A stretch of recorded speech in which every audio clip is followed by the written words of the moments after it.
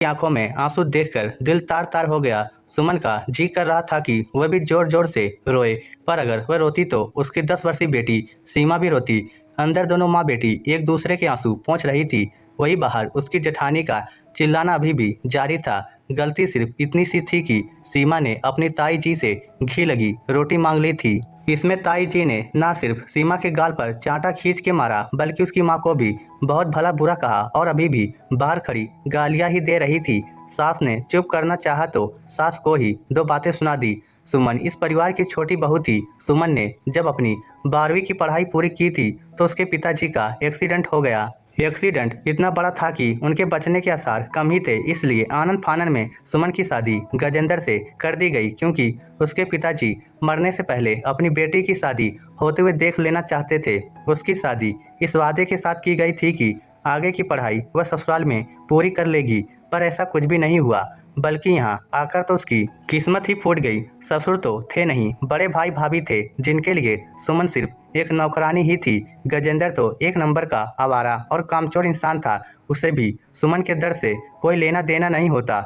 इतनी आनंद फानन में शादी हुई थी कि उसके बारे में किसी ने पता करने की कोशिश भी नहीं की और ससुराल वालों का झूठ साफ चल गया। हालांकि बाद में सुमन ने अपने मायके में बताने की कोशिश भी की थी तो उसकी मां ने ये कहकर उसका मुंह बंद कर दिया कि मैं तो खुद तेरे भाई पर निर्भर हूँ, तेरी जिम्मेदारी कौन उठाएगा, इसलिए चुपचाप अपने ससुराल में निभाओ। सुमन इसी को अपनी किस्मत मानकर चुप रह गई। खैर कुछ साल बाद सीमा हो गई, पर गजेंद्र की आदत ना गई। अभी भी निठल्ले यूं ही घूमता फिरता, परिवार से कोई लेना देना नहीं। कुछ साल पहले अपने दोस्त के साथ घूमने गया था तो आज तक लौट कर नहीं आया। भाई को भी उससे कोई लेना देना नहीं था, इसलिए किसी ने उसकी खैर खबर भी नहीं ली। पर सुमन और सीमा को इसलिए नहीं निकालते कि फ्री की नौकरानी मिली हुई थी। सास को उसकी हालत देखकर दुख होता था, इसलिए उन्होंने 1-2 बार सुमन से कहा भी था कि यहाँ पास में ही आंगनबाड़ी में तुझे लगवा देती हूँ, कम से कम अपना और अपनी बेटी का खर्चा तो कर लेगी। लेकिन जेठ जेठानी हमेशा मना कर देते कि लोग क्या कहेंगे, लोक लाज का कुछ तो ख्याल रखो। अब तो सीमा भी थोड़ा बहुत घर का काम करने लगी थी। लोक लाज के कारण उसे सरकारी स्कूल में दाखिला दिलवा दिया था। 1-2 बार उसकी स्कूल की शिक्षिका ने भी सुमन को स्कूल में आकर काम करने को कहा, पर जेठ जेठानी की बात याद आते ही उसने मना कर दिया। दिन भर कोल्हू के बैल की तरह लगी रहती थी, लेकिन फिर भी रूखा सूखा जो था वही खाने को मिलता। पर सीमा तो बच्ची ठहरी जब देखती कि ताई जी अपने बच्चों को रोटी में घी लगाकर दे रही है तो उसका भी मन करता है कि वो भी ऐसी रोटी खाए। 1-2 बार उसने सुमन से कहा भी, पर जो खुद ही दूसरों की मोहताज हो वो भला क्या अपनी बेटी को घी लगाकर रोटी खिलाएगी। दादी भी ज्यादा कुछ कह नहीं पाती थी, क्योंकि बड़ी बहू उनको भी सुना देती। आखिर उसी का पति था जो घर में कमाऊ पूत था। आज फिर सीमा ने ताई जी को अपने बच्चों की रोटी पर घी लगाते देखा तो उससे रहा नहीं गया, इसलिए आज उसने कह भी दिया, ताई जी हमें भी ऐसी रोटी दो ना। ये देखकर उसकी ताई जी चिढ़ते हुए बोली, चुपचाप जा यहाँ से, नजर लगाएगी मेरे बच्चों की रोटी को। ताई जी आप भैया और दीदी को भी तो रोटी पर घी लगाकर देती हो, मुझे भी घी वाली रोटी खानी है, एक ही दे दो ना। इतना सुनना था कि ताई जी ने खींचकर एक चाटा उसके गाल पर रसीद कर दिया और चिल्लाते हुए बोली, तेरे पापा रख कर गए थे घी, यहाँ पर तेरे लिए फ्री की रोटी दे रहे हैं, वही काफ़ी है, वरना तुम लोगों की औकात नहीं है यहाँ पर रहने की भी।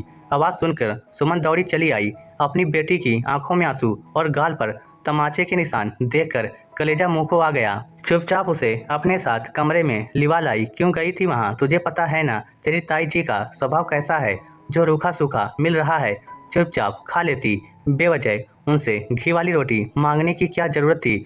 मुझे भी घी वाली रोटी खानी है माँ, मैं क्यों घी लगी रोटी नहीं खा सकती। सीमा ने रोते हुए कहा, क्योंकि उन्होंने हमें घर में रहने की जगह दी है, वही बहुत है, हमारी किस्मत में घी वाली रोटी नहीं है। सुमन उसे समझाते हुए बोली, क्यों नहीं है माँ, हमारी किस्मत में घी वाली रोटी क्यों नहीं है, उनके घर का सारा काम तो हम लोग करते हैं, फिर हमें घी वाली रोटी क्यों नहीं मिलती, हम भी तो इसी घर के लोग हैं। सीमा रोते रोते बहुत कुछ बोल गई। बेटा तू समझती क्यों नहीं, हम उनके जैसे नहीं हैं, हमारी किस्मत उनके जैसी नहीं है। सुमन बेबस होते हुए बोली, हम उनके जैसे क्यों नहीं है माँ, हमारे भी तो 2 हाथ 2 पैर हैं, फिर हमारे लिए नियम अलग क्यों। सीमा ने कहा तो सुमन चुप हो गई।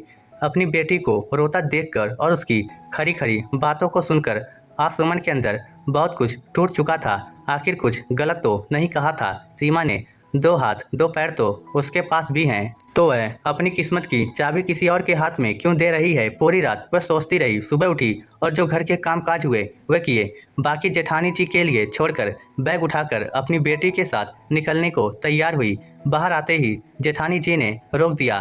कहाँ जा रही है सुबह सुबह बैग उठाकर? जी आज से मैं सीमा के स्कूल जा रही हूँ। इसकी मैडम मुझे कई बार बोल चुकी है, तो आज से मैं वहाँ काम करने जा रही हूँ। सुमन ने आत्मविश्वास के साथ कहा। तो बाहर जाकर कमाएगी, अब हमारी नाक कटवाएगी तू? लोक लाज का कुछ ध्यान भी है तुझे?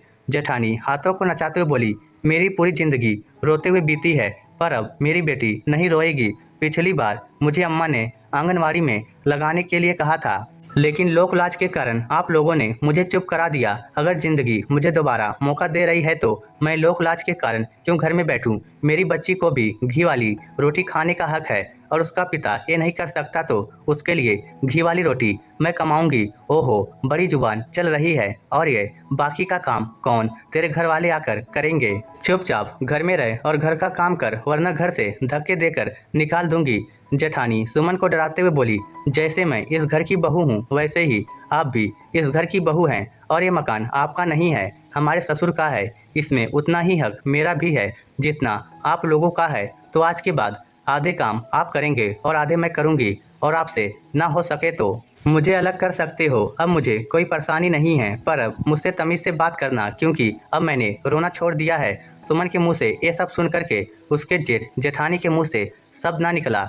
दोनों सास की तरफ देखने लगे तो सास खुद सुमन के आत्मविश्वास को देखकर दंग थी, और साथ ही साथ उसके लिए बेहद खुश भी। आखिर चुपचाप सुमन को जाते देखते रहे, लेकिन 2 दिन के अंदर अंदर ही अब देवरानी जेठानी अलग अलग हो चुकी थी, और अब सुमन अपनी बेटी के साथ खुश थी।